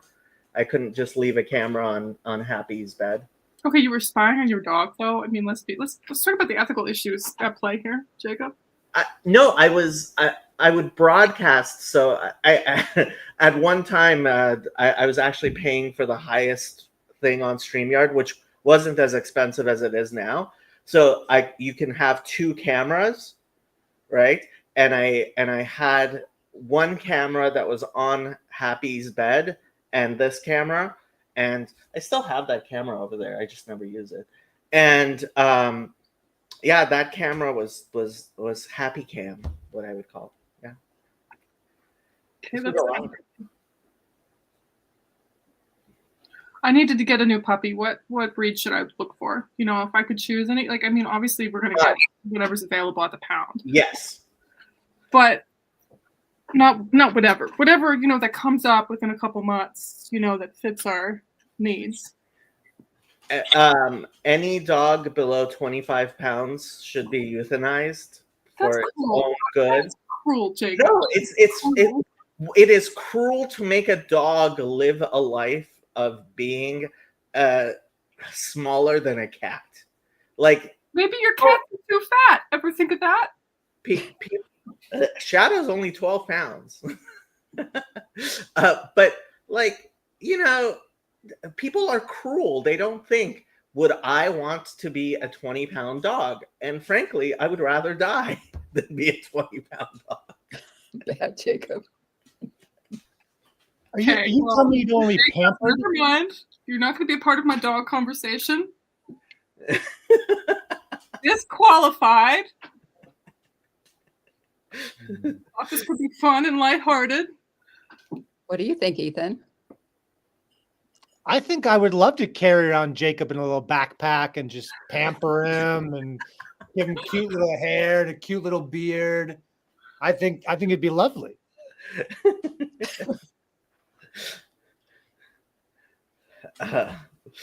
Dawn apparently really likes small dogs. Yeah, because she's not a monster. So I used to always do the team dog thing and be like, yeah, all cats need to be euthanized. We should never have cats. Nobody should ever have a cat. Go straight to euthanization. Knit Lottie's going to say something good about dogs. I can tell. And when I got a cat, people were like, I muted him. Okay. I can unmute myself, unfortunately, for you. We just lost our dog of 14 years. He passed, and he was a pit lab mix and the best dog in the world. And so we're wanting to get a new dog. And I went down to the pound, found a beauty, and it was too soon. I just had to leave to say, yeah, I got to wait a little bit longer. So, and I think I'll go young. Mm-hmm. Start over is kind of the plan. Oh, that's really hard that Yeah. happened. Great dog. It's really, it's so funny to become such a part of the family. Trip. Yes. Our Lucy too. We lost her little beagle. Oh, you lost your beagle? Yes, we did. She had bladder cancer. Mm. And we were going to get another dog right away, but due to the bladder cancer, we decided that we had to take out all of our carpet first. Yeah. So we'll be looking soon too. And how old is your dog, Ethan? She's 9. Okay. So my fiance wants a second dog, and I said not until we own a home, which she agreed with that logic, thankfully. Good. Okay, I feel bad. I muted Jacob. Yeah. Sorry, Jacob. I'm not that sorry. This is Happy. Happy. Oh. Happy is 14 years old, and she's getting older really, really fast, and it's causing me it's like, okay, I think she has another year left or so, but yeah, we'll see what happens. She's not doing great. Let's put it that way. My dad just texted me and said, "Hey, the old dog, the old family dog. Like when you get back home to Wisconsin, you got a week, and then we're putting them down." And I was like, "Well, thanks for waiting, Dad. I appreciate that. I guess." Wow. He's had seizures after he got snipped. He started having seizures. So he's been on like seizure pills, and he's got Costco medication. He's a real modern dog. Neil, I don't disagree with you. Humans are much more important than animals. And I think there is a bit of a sickness in our society where we have started using animals as if they're some sort of replacement for children because they're easier. And yeah, there definitely is something not perfectly good about how people seem to have started liking animals more. It's a bit narcissistic, really. It's like if you're very narcissistic, you can have a dog or a cat, and they will never talk back to you, and they will never make your life hard. And cats talk back, Jacob. We all know.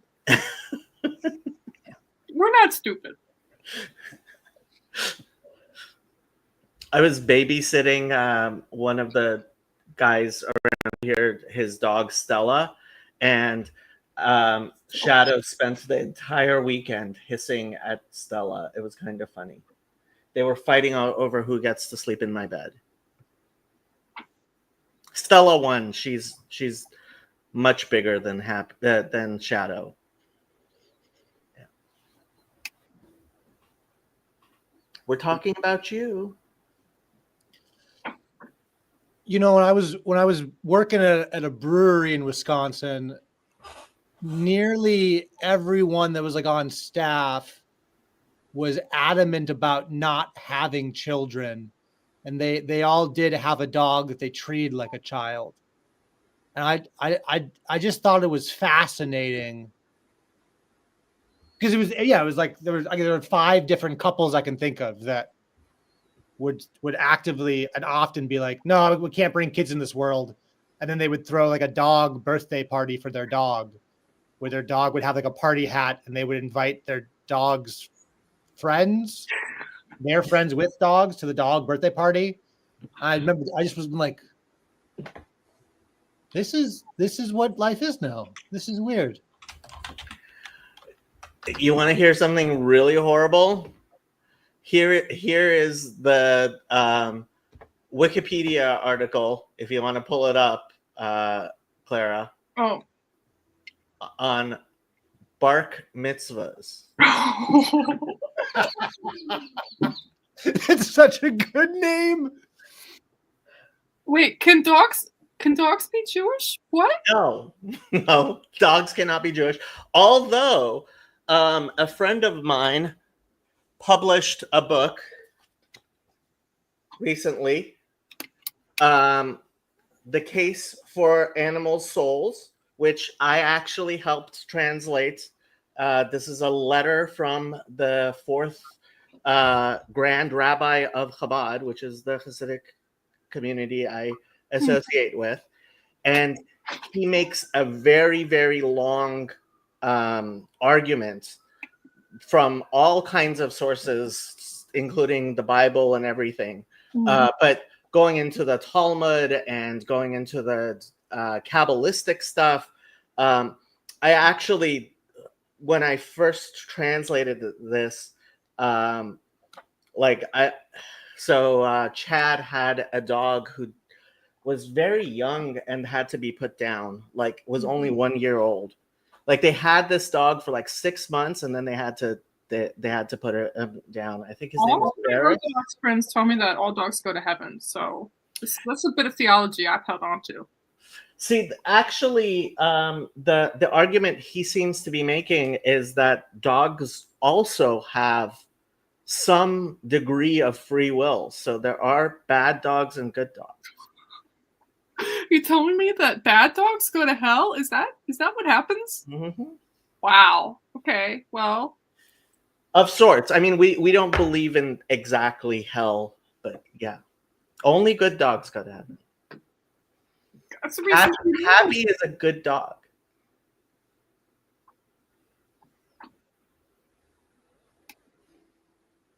Wow. I had read that we're actually changing dogs because of our domesticating them, where they used to be more task oriented and now they're more companion oriented. So because we're becoming so involved in having dogs, they're changing, which I think is a trip. That's really cool. But bark mitzvahs is a very Los Angeles, California thing. The first recorded bark mitzvah took place in Beverly Hills, California in 1958. Okay, I gotta say, don't hate on bark mitzvahs, because every single person on this internet has said, oh, we're so disconnected. We never see each other anymore. And I say, if a bark mitzvah is the way to make friends, put on your party hat, get some peanut butter, and meet all the dogs.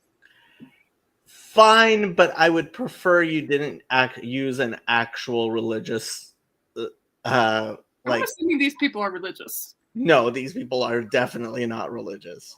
No. Yeah. This is not. Yeah. I feel like they are. I feel like they've got to be, because why else would they be so chill enough with religion to mimic it? Because that's what atheists and agnostics have to do with their lives. Like Contemplarianism on another scale? Yeah, if you don't have an actual religion, then you have to make one up.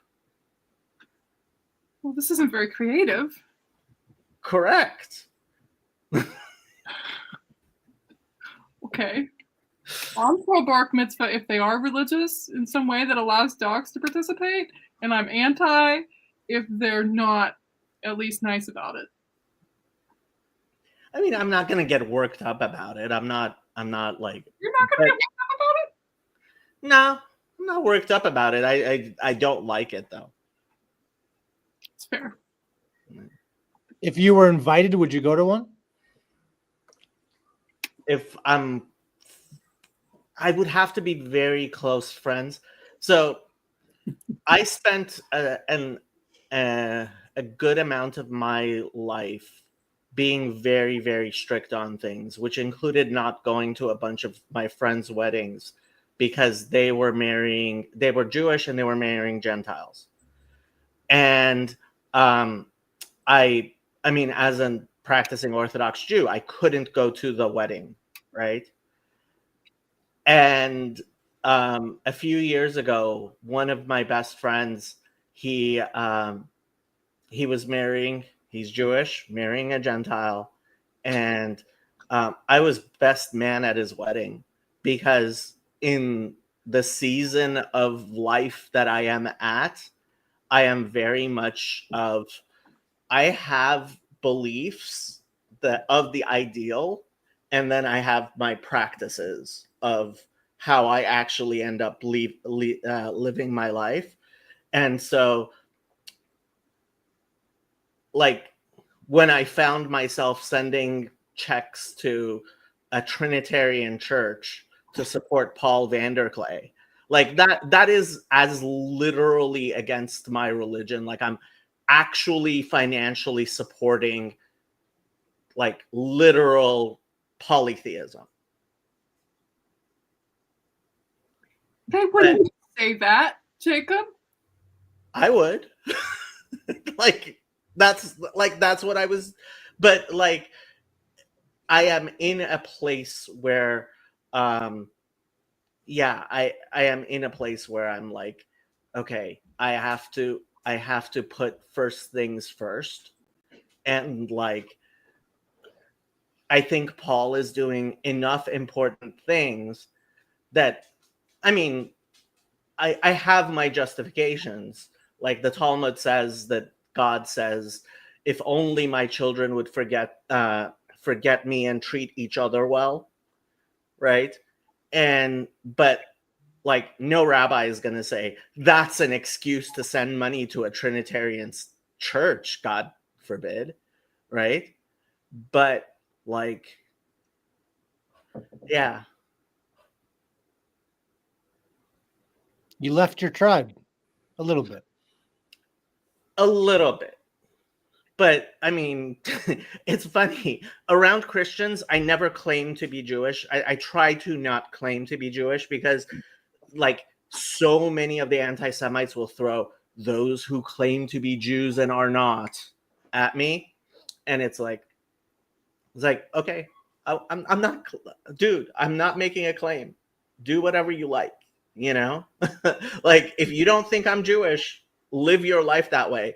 But those same people, like the anti-Semites, are very, very big on, why does the Jew cry out when you name him? You know, and it's like, oh, I'm noticing the Jews. And it's like, dude, pick a lane. Am I claiming to be Jewish when I'm not? Or am I hiding the fact that I'm Jewish, or both? And it's always both, which is the most hilarious thing.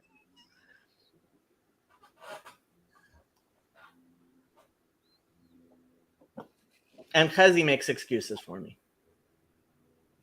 You're dragging Hezi in. Well, highlight the comment, Clara. Which comment? The most the one from Chezi.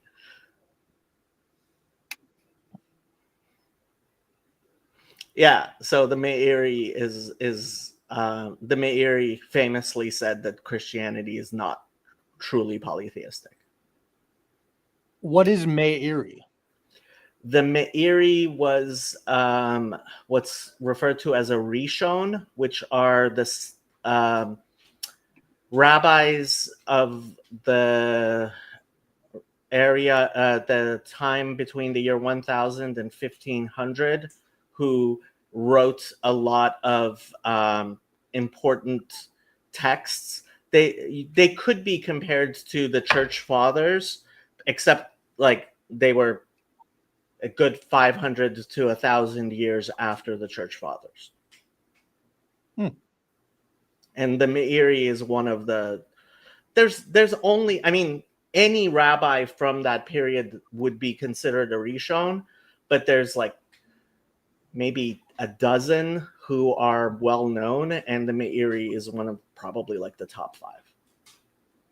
Y'all, I don't want to cut this short, but House of Woo is going to be live any second now. So I don't know if Okay. anyone wants to go over there. That's our cue. I would say we go there. Okay. I was actually going to live stream about a Jewish topic, and I wasn't going to do it when you're streaming. So I'm probably going to do my own stream because I think Mark is a psychopath. But you guys have fun. I love you, Jacob, and thank you for coming. Really What great. is the Jewish topic? Oh, I'm going to talk about Yoram Hazony. Oh. Yeah. Hope to Okay. see you again soon, Clara. As good as thank you guys Nice for to coming. meet you, Ethan and Jacob. It's been You too. fun. Bye-bye.